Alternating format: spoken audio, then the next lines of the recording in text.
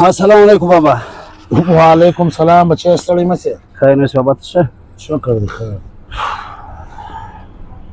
خیر دی زوی دی پریشانه څه کیسه ده؟ بس بابا دا رقم تنګ کړی یم اخر ملک اوس مغزه کار نه کوي. خلکو ما ته تانې راکوي ستا څه حیثیت دی؟ ښه دا درته وایي ستا څه حیثیت دی؟ و دا راته وایي هر یو راته وایي. به ته یو کار وکړه. څنګه کار؟ دا ډبره به واخلې وربسې خپله دغه بازار څه دی کباړي بازار د دې مخ ته به ودرېږې دا ډبره به خرڅوې که هر سړی دله رالی چې دا ډبره په څو ده ته ورته ګایېږه مه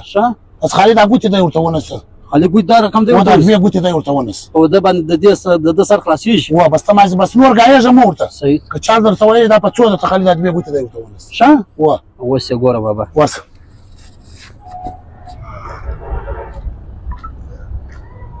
ډبره خرڅه په څو ده 200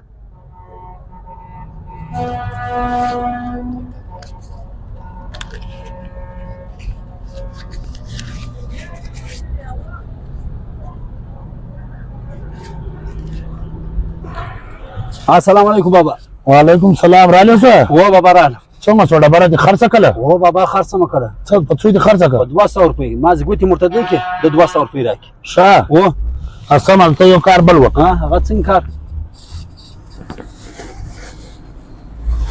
دا ډبره واخه د هغې ګلۍ څه په دا بله خوا چې رالی دا بازار چې دی هغه بازار په دا بازار کې ودرېږه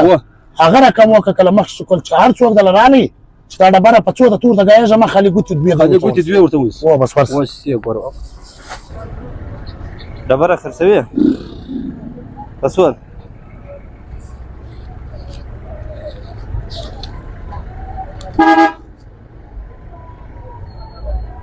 السلام علیکم بابا. وعلیکم سلام څنګه شوې زه بابا دا وخت مو ګوتې ورته دی کې 2000 روپۍ راکړي ښه بس یو کار لا وکړه دا به ورسې غټ بازار له به ولاړ شې تر بل غټ بازار چې غټ بازار له به ولاړ شې هلته به ودرېږې د هغه رقم وکړه کله مخکې دي کول خبرې د چا سره مه کوه خالي ګوتې دی ورته ښه بدلا تر ورسه دا ډبره خرڅه په څو په 2 لکه زه راځم نظره ا ډبره پسې سته ګرځېدې هغه غاله خرڅوي چیرې د تکوا مخ ته په 2 لک روپۍ ورکوي په 2 لک روپۍ به زه اوس پسې ورځم پسې ورسه صحیح ده سم ا ډبره خرڅوي په څو ده په 2 لکه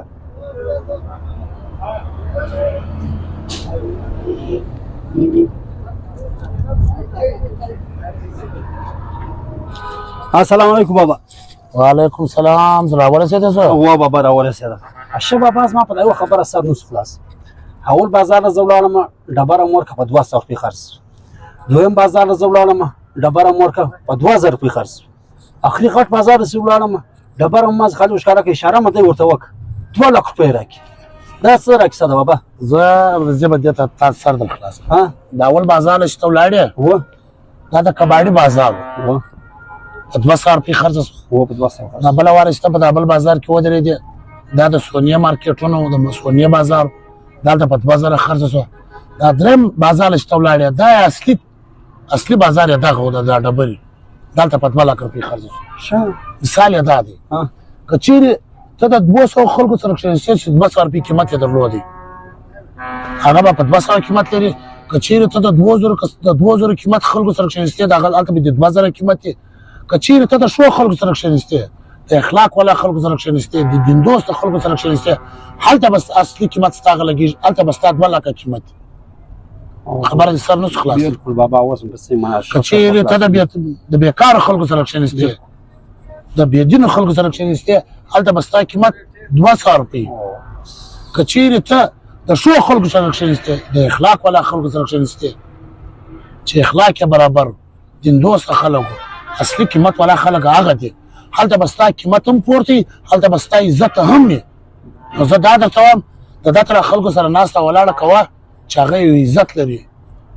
یو دین دوست دی یو اخلاق لري هلته به ستا قیمت بیا معلومیږي ستا څو قیمت دی بالکل یا بابا دې خبره ده راته وکړه چې بالکل زما موضوع واست ډېر شته خبره ده وکړه زه به هم انشاءالله کوشش کوم ششتو درنو خوږو سره به کښېنم څه به دې زده کوم دا نور خوږ زه به سړی څه زده کړي بس زوی بس دغه ډبرې دغه مثال بالکل صحیح بابا